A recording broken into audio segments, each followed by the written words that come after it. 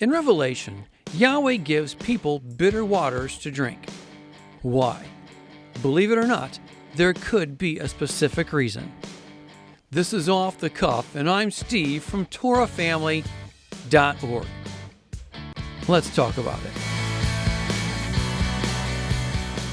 Let's start with what we read in Revelation regarding the bitter waters. Revelation chapter 8, verse 10. The third angel sounded his trumpet, and a great star, blazing like a torch, fell from the sky on a third of the rivers and on the springs of water. The name of the star is Wormwood. A third of the waters turned bitter, and many people died from the waters that had become bitter. First, please notice it doesn't say when the people die. I know the general assumption is that they die immediately, and I'm not saying that thought is wrong. However, it doesn't say it. Please notice how it says many people died from these waters. Why not all? I believe it's quite possible to show the waters weren't poisoned, but the waters were made bitter to reveal something. But reveal what? To reveal the unfaithful followers of Yahweh. We can't forget what Moses did at the golden calf incident. In Exodus 32, verses 19 and 20, we see Moses ground up the golden calf. He then threw those grounds into the water and made everyone drink it. We then read this of Moses in verse 26. So he stood at the entrance to the camp and said, "Whoever is for Yahweh, come to me." And all the Levites rallied to him. All the Levites ran to Moses. The Levites, the tribe the priesthood came from, and those who were to take care of the tabernacle. Now, listen to the command Moses gives. Verse 27. Then he said to them, "This is what Yahweh, the God of Israel, says. Each man strap a sword to his side. Go back and forth through the camp from one end to the other, each killing his brother and friend and neighbor." The Levites did as Moses commanded, and that day about 3,000 of the people died.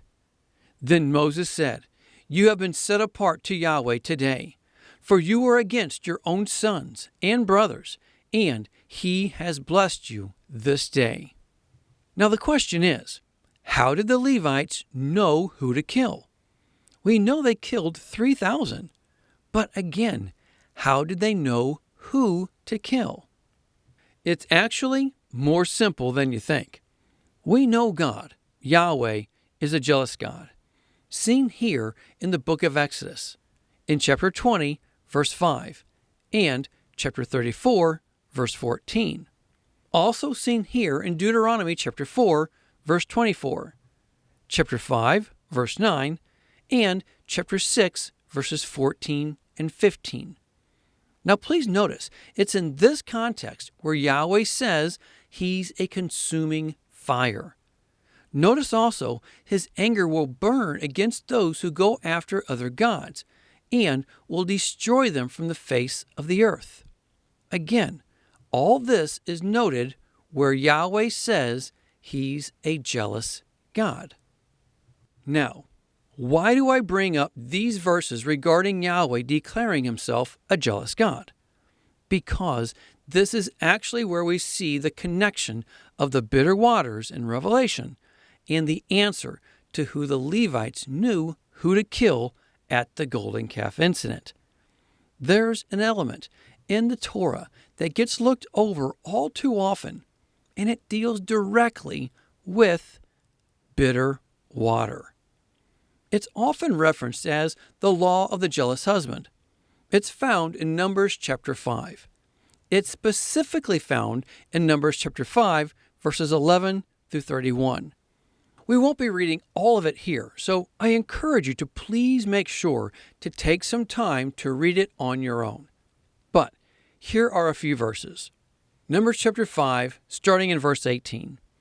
After the priest has had the woman stand before Yahweh, he shall loosen her hair and place in her hands the reminder offering, the grain offering for jealousy, while he himself holds the bitter water that brings a curse.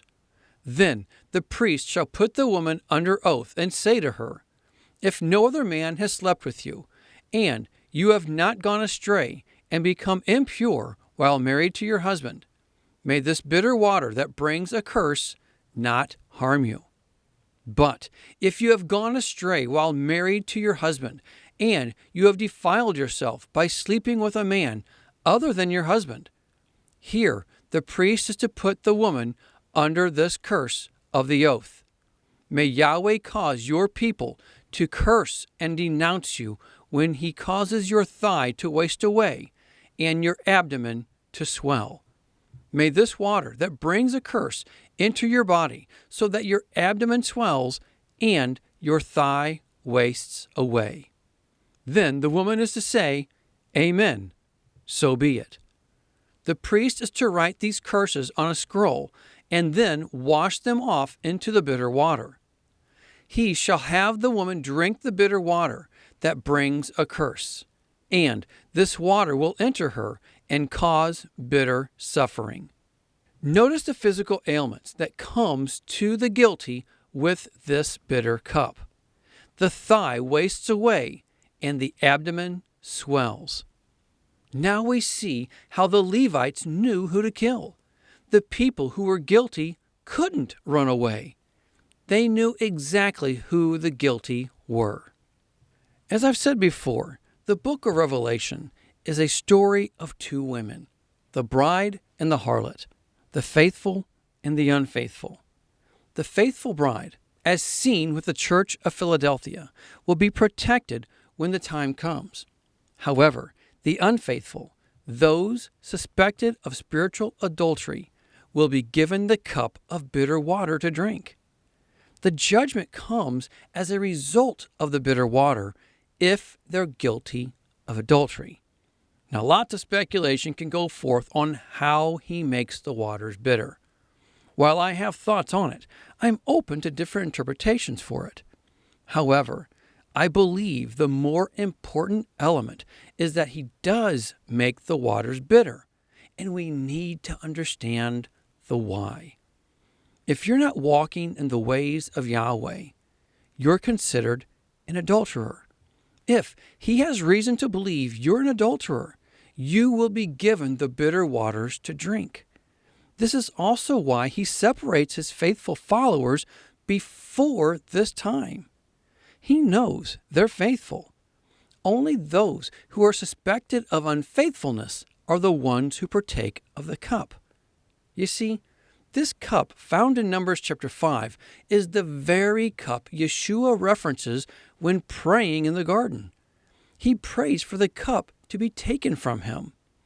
But why would Yeshua be drinking this cup from Numbers chapter 5? Jeremiah shows us the northern kingdom was divorced. However, though the southern kingdom wasn't divorced, they ended up being worse.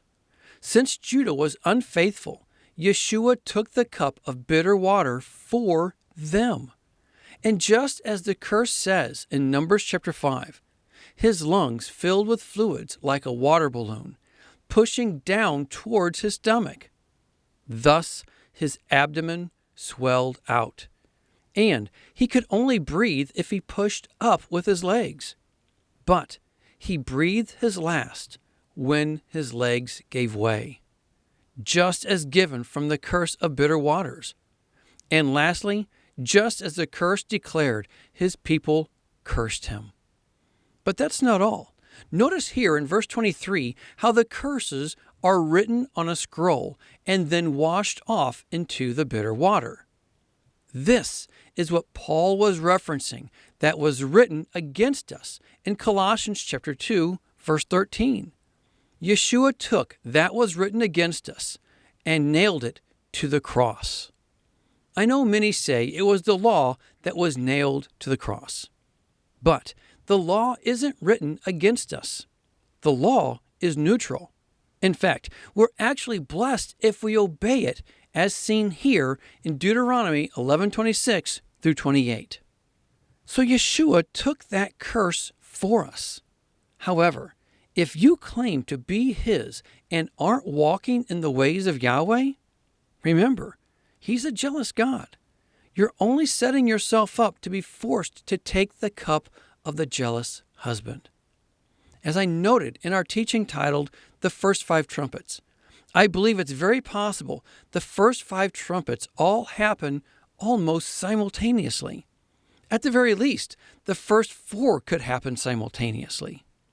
At that time, those who have to partake of the bitter waters and are guilty will be marked. As I noted earlier, the account in Revelation doesn't say when the people die. Again, I realize it could happen immediately. However, I can't help but wonder if there could be a connection here with the golden calf incident. Remember, at that time, it was the Levites who did the killing. I can't help but wonder if those who are to be killed in Revelation are simply marked for death and will receive that death from those who ride with Yeshua at the Battle of Armageddon. That's mere speculation, I know, but the parallel is there. But here's a verse that may give support to this thought. At the time of the bowls of the wrath in Revelation 16, we read this in verse 2.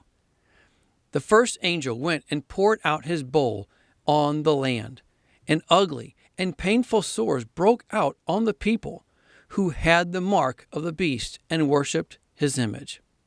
Now, please look at a word for word of the Greek. It says, and to become wounded, evil, and wicked, upon the people, those to have the mark. The word for evil here is never used for ugly or harmful by interpreters anywhere else in the Scriptures, only for this one verse in Revelation 16. It seems to always be used for wrong, crime, or evil, as seen here in Romans 2:9. And the word for wicked is never used for painful by interpreters anywhere else in the Scriptures, only for this one verse in Revelation 16. It seems to always be used for wicked or evil, as with this verse in 1 Corinthians. These adjectives are not talking about the wounds of the people. It's talking about the people themselves. In other words, the evil and wicked became wounded, the people who had the mark. Please remember, Aaron said those who celebrated the golden calf were evil, ra in the Hebrew, just like we see with those in Revelation 16:2. The point being in all of this is Isaiah 46:10. He makes known the end from the beginning, from ancient times, what is still to come. Now many could say, but Steve, we're not in the new covenant yet, so how could this law of the jealous husband apply if we're not married yet? Correct, but we can't forget the engagement is taken just as seriously.